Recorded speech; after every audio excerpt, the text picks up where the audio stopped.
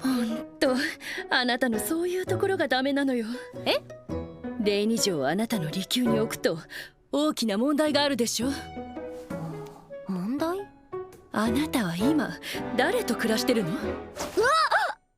So one of the things that really bothers me about the revolution of the reincarnated princess isn't a negative. And I know I started off like, one of the things that I hate about this show, and that's not how I actually started. Like, one of the things that really bothers me is a negative, but it's a negative on purpose based on the very, very, very excellent writing of the show. And what I mean by that is certain writing is written to invoke a feeling in you. And this has been written in a way to invoke a feeling in me. And I actually really love that. I think this writing is absolutely awesome. I think this show is incredible. Like, I love this show way more than I originally thought I would, jumping into it again initially. So with that being said, the thing that bothers me is 𝐜𝐴LGARD. 𝐜𝐴LGARD is the younger brother of Anis, or Anis, however you want to say her name. And, at this point, Anis stepped away. She renounced her lineage, hood, or whatever, to the throne. And she stepped away because of her brother.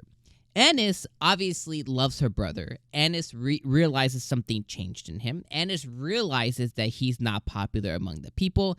Anis realized that he wants to heavily go for the throne. So she stepped away and she allowed herself to separate from her brother, allowed him to be on his own, morals and everything, and allowed him to go for the throne like he wants. She doesn't want to get in his way of that. She wants to just kind of like do what she wants to do. She doesn't want to go and be the next queen.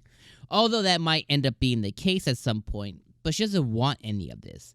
So what pisses me off is 𝐜𝐴LGARD himself, right? It's like, he's so selfishly indulged. He so has little man complex based on his older sister's accomplishments, renown, whatever, based on his parents favoring her over him. And, there's a lot of things that happen, but the thing that bothers me the most is his ignorance to realize, like, your sister loves you.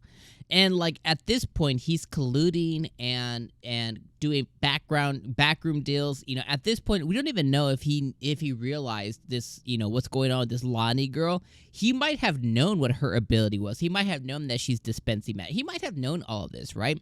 Then you have these evil sons of bitches as his, has his ministers or his, his confidants or whatever who are pushing him towards doing all this nasty stuff. And it's like, it's just so annoying because if he would take a moment and just go talk to his sister, I think, I can feel pretty confident that she would help him. Like, I think that she has enough love for her brother that she would be like, yeah, I'll help you, dude. Whatever, man. Like, here's my part. Here's my deal. I'll help you, but here's the things that you gotta do for me in the future. Once you're king, once you're this, once you're that. Like, I'll help you whatever you need, dude.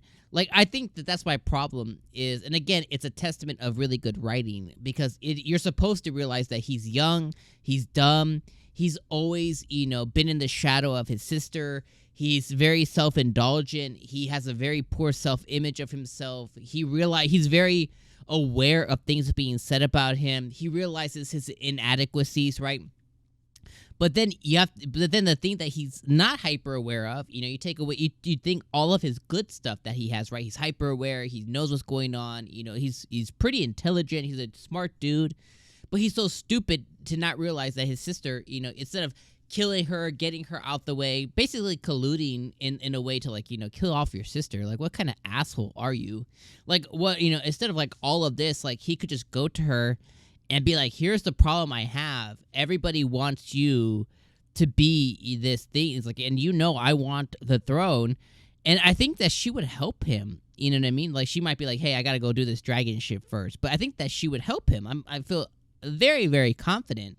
Instead of colluding and doing all this dumb stuff, like, he could go to his sister. And I think that's what bothers me the most as I'm watching this. I'm like, man, this freaking son of this goddamn dude, man. Like, you have this sister who has nothing but love in her heart for you. Like, go and she will help. What else has she got to do? She renounced her throne. She put herself in a villa across the way. She's an adventurer. Like, go talk to your sister, dude. So I think that's what pisses me off the most, is just, man, this freaking guy, like, you want to go, I want to go slap, I'm like, let me reach through the screen, let me go slap a mother effer, you know what I mean? Like, this dude, like, just pisses me off.